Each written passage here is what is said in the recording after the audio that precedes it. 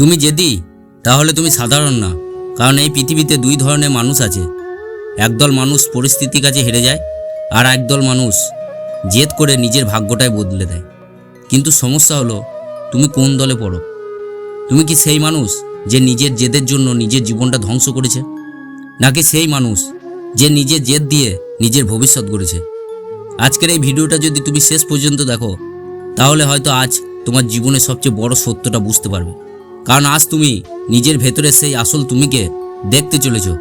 তুমি জানো ছোটবেলা থেকে তোমাকে শেখানো হয়েছে জেদ খারাপ, কিন্তু কেউ কখনো তোমাকে শেখায়নি জেদই তোমার সবচেয়ে বড় শক্তি হতে পারে।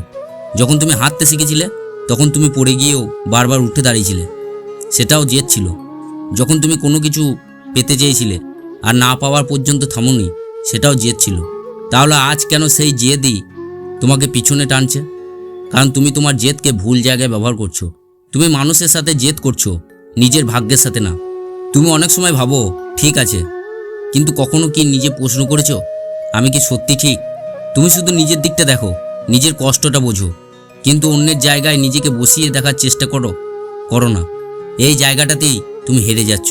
কারণ তুমি জেদি না, তুমি নিজের ভুল স্বীকার করতে ভয় পাও, আর এই ভয়টাই তোমাকে ধীরে ধীরে দুর্বল করে দিচ্ছে। তুমি কি কখনো ভেবেছো একটা সরি শব্দ তোমার জীবনটা বদলে দিতে পারতো? কিন্তু তুমি সেটা বলোনি, কারণ তুমি জেদ করেছিলে। তুমি ভাবো আমি কেন আগে বলবো। এই একটাই চিন্তা তোমার জীবনের সবচেয়ে প্রিয় মানুষটাকে তোমার থেকে দূরে সরিয়ে দিয়েছে। আজ তুমি একা, কিন্তু তোমার জেদ এখন আছে। তুমি জিতছো না, তুমি হেরেছো নিজের কাছেই। কিন্তু এখনো দেরি হয়নি।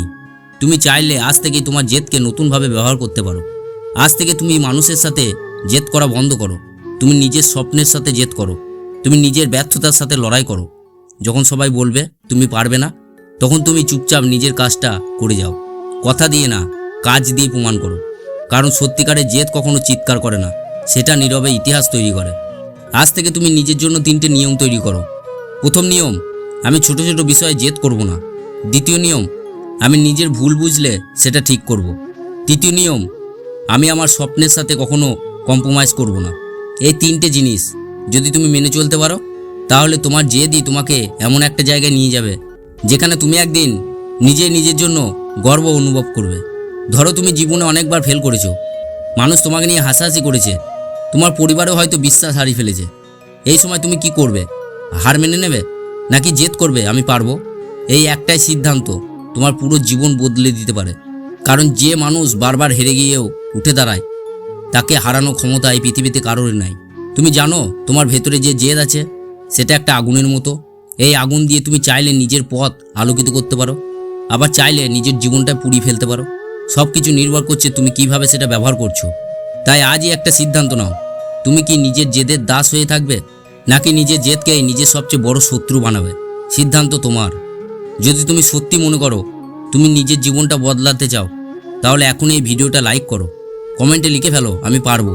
এই ভিডিওটা শেয়ার করো সেই মানুষটার সাথে যে নিজের জেদের জন্য নিজের জীবনটা নষ্ট করেছে। আর এমন আরও বাস্তব হৃদয় ছোঁয়া ভিডিও পেতে এখনই চ্যানেলটা সাবস্ক্রাইব করে পাশে থাকো। সঙ্গে বেল আইকনটি অন করে দাও, যাতে পরবর্তী ভিডিওগুলো সবার প্রথমে তোমার কাছে আসে।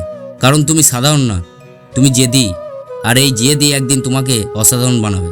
আজ এই পর্যন্তই, আবার দেখা হবে পরবর্তী ভিডিওতে। ধন্যবাদ, ভালো থেকো, সুস্থ থেকো।